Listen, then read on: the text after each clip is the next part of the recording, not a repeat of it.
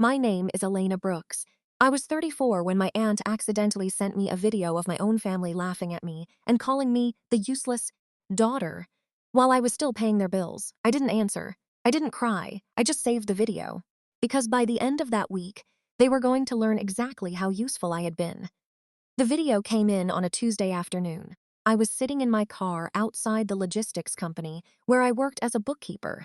I had 15 minutes left of my lunch break, a half-eaten turkey sandwich in my lap, and a message notification from my Aunt Carol lighting up my phone. At first, I thought it was another request. It usually was. A power bill, a late car payment, a prescription my mother said she couldn't afford, a small emergency that somehow always became my responsibility. But this time, it was a video.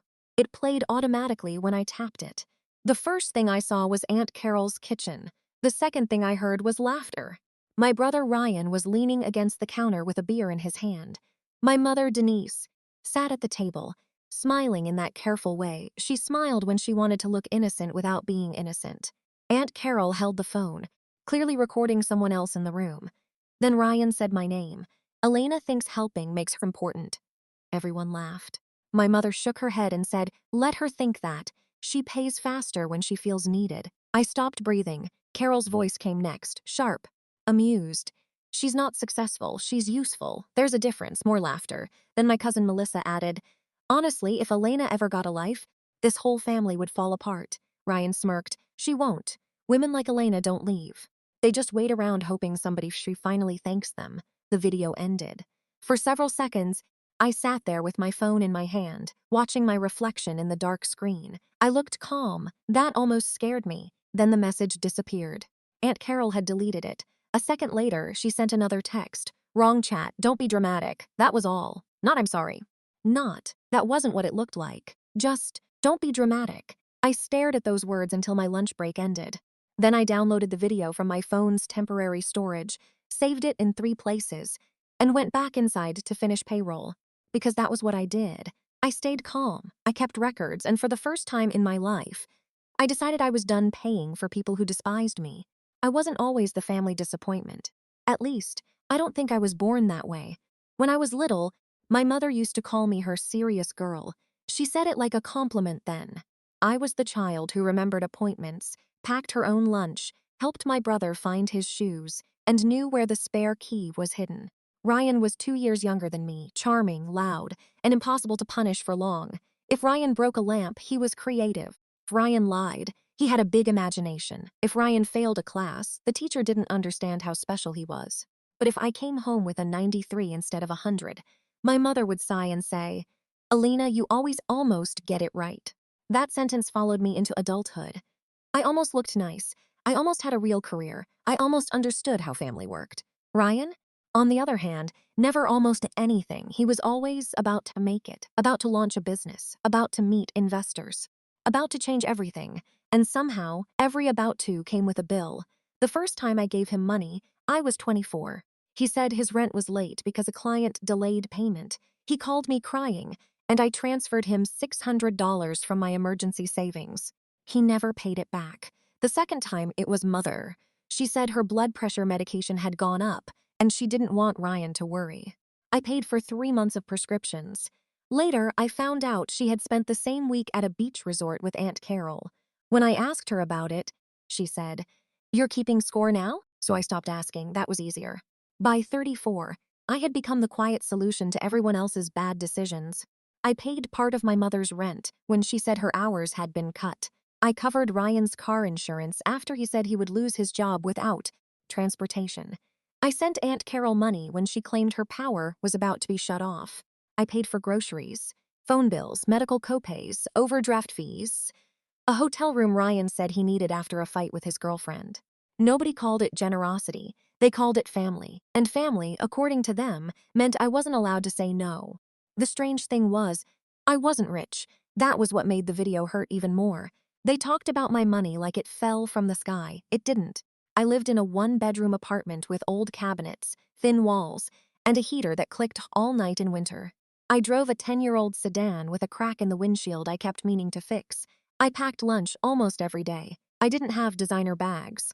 I didn't take vacations. I didn't have a husband helping with bills. I had spreadsheets. I had discipline. I had a job where nobody clapped for me, but everybody depended on me getting numbers right. And every month, after rent, utilities, savings, and the family emergencies that somehow never stopped, I had just enough left to convince myself I was okay. Then that video arrived and showed me the truth. They didn't see sacrifice, they saw access. That night I didn't sleep. Not because I was crying.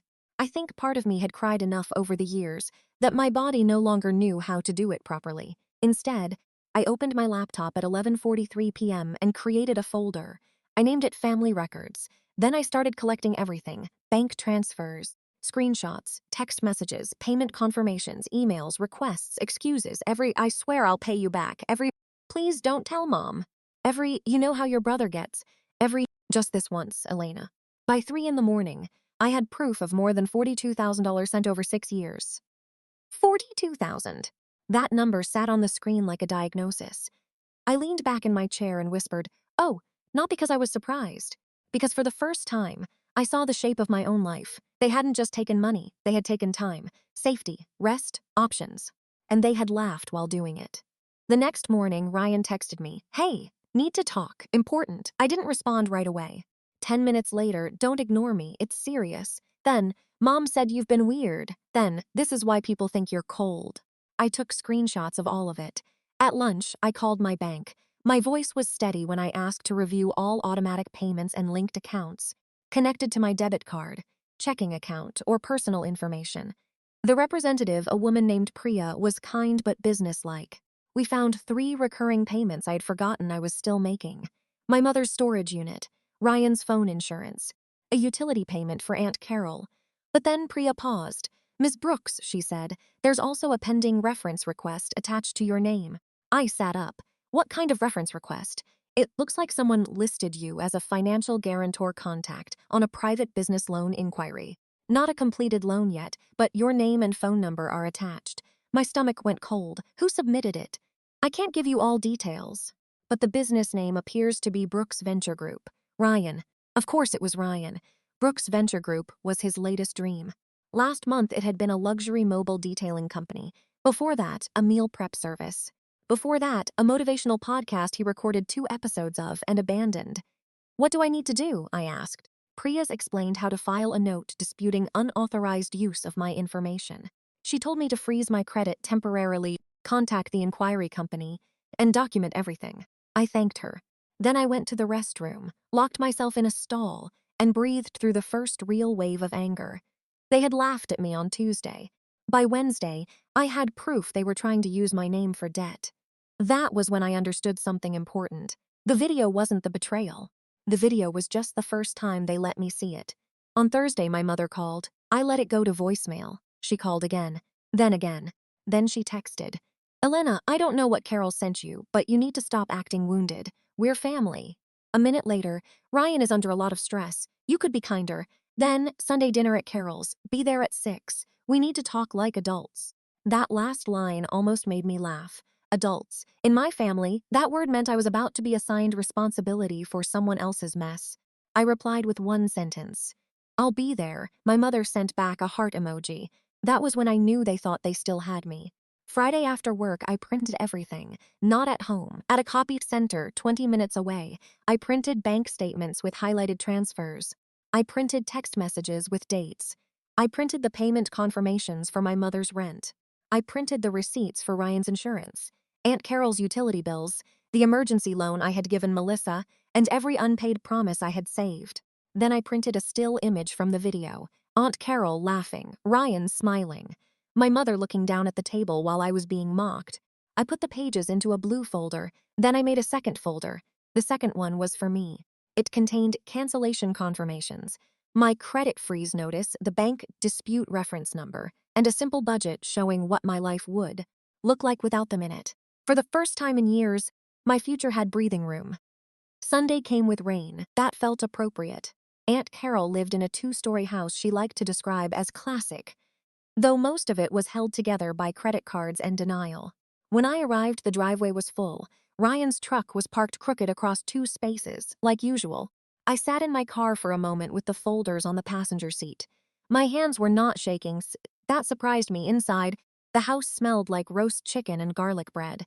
People were already eating from appetizer plates. The television was on. Nobody looked guilty.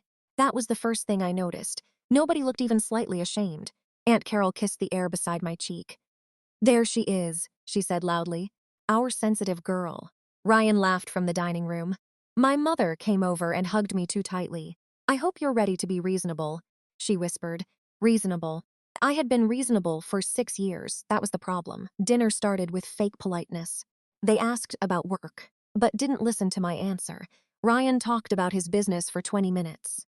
He used words like expansion, capital, strategic partner, and temporary liquidity issue. Aunt Carol nodded like he was giving a TED Talk, instead of describing another financial fire.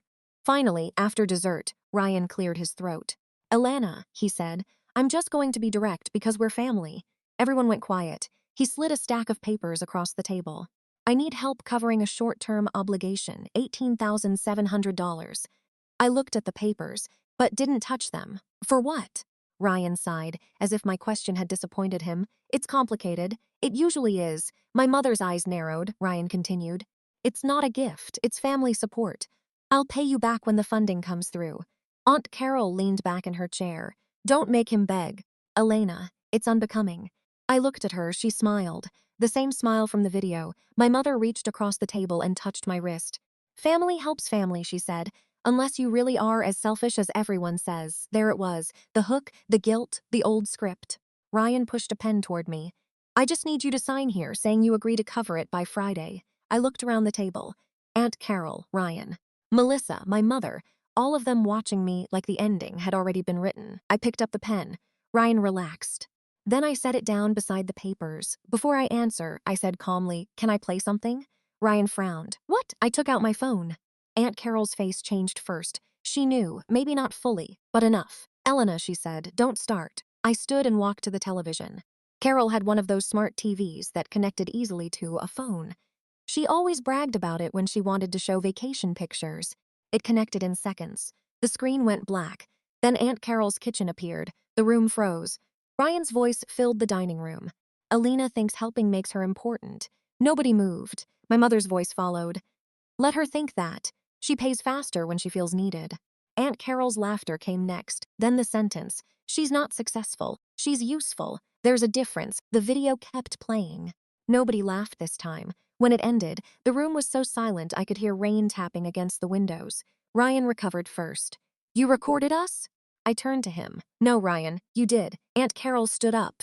"That was private." I looked at her. "It was sent to me. It was a mistake." "Yes," I said. "It was." My mother's face had gone pale, but her voice still tried to find authority. "Elena, people say things when they're joking." I nodded. "That's why I brought the rest." I returned to my chair, opened the blue folder, and placed the first page on the table. A bank transfer. Then another, then another. I laid them out slowly. No drama, no shouting, just paper after paper, after paper. "This is 6 years of me helping this family," I said.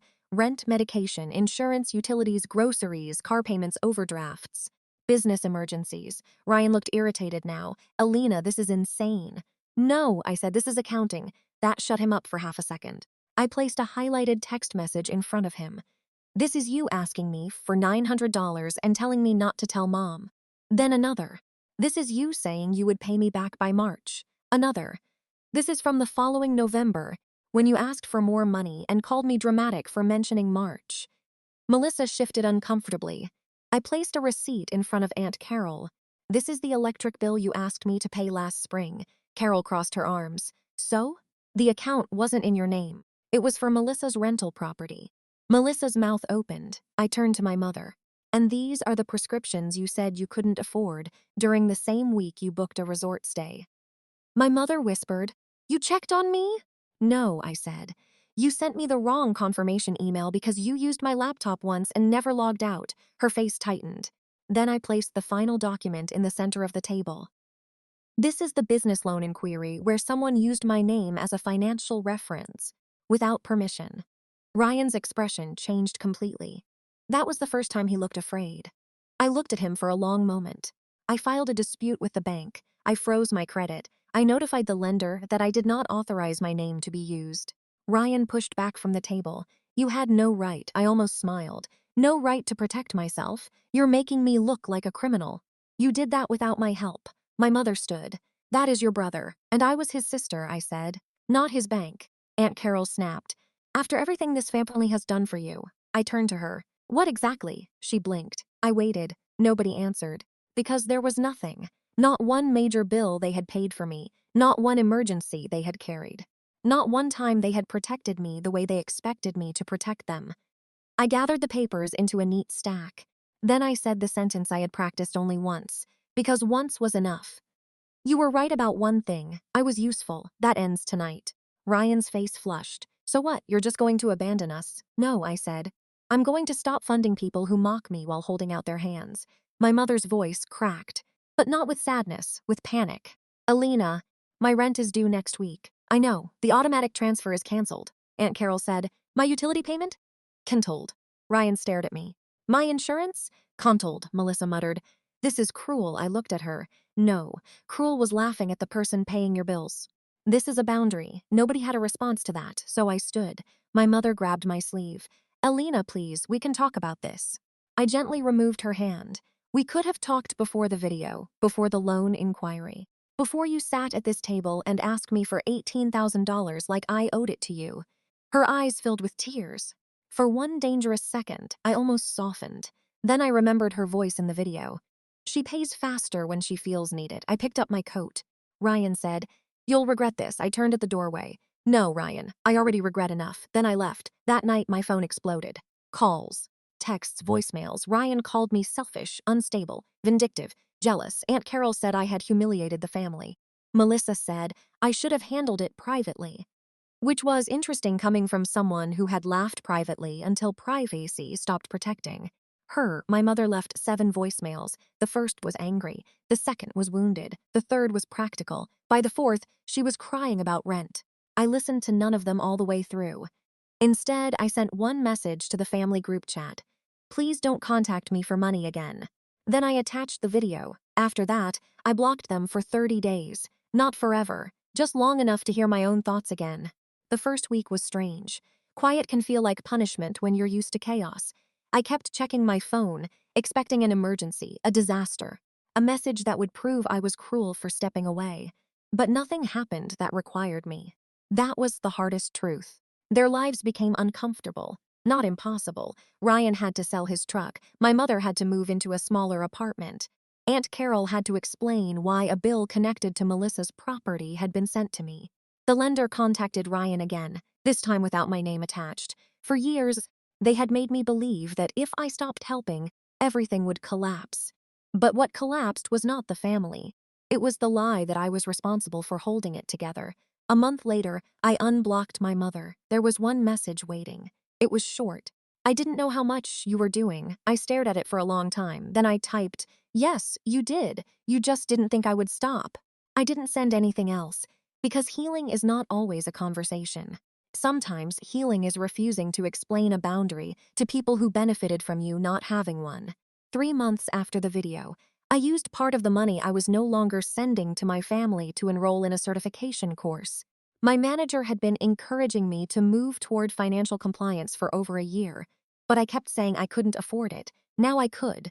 I fixed the crack in my windshield. I bought new work shoes. I replaced the old heater in my apartment before winter came. Small things. Boring things. Beautiful things. Things I had denied myself while rescuing people who called me useless. One evening, I came home from work, made dinner, and sat by the window while rain moved softly down the glass.